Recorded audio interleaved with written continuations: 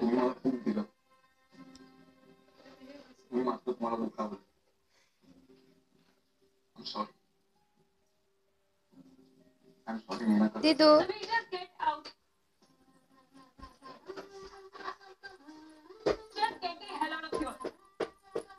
आणि यापुढे मला तुझं तोंडही दाखवू नको.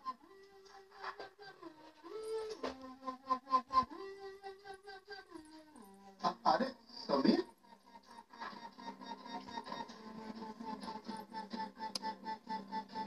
मोमू मोमू शांत हो बेटा. कशाला तू साखरपुड्याची? हा?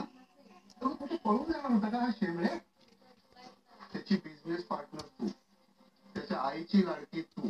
त्याने कशामध्ये इन्व्हेस्ट करावे पैसे आणि कपडे कुठे घालावेत हेही सगळं ठरवणारी तू. हा?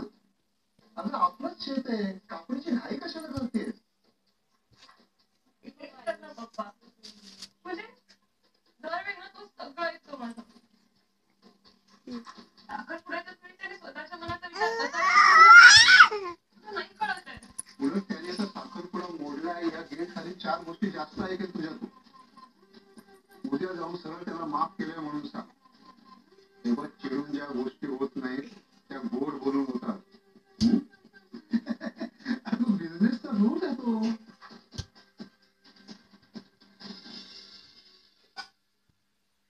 तर ऐ अशा प्रकारे समीर आणि मेनकाचा साखरपुडा मोडला.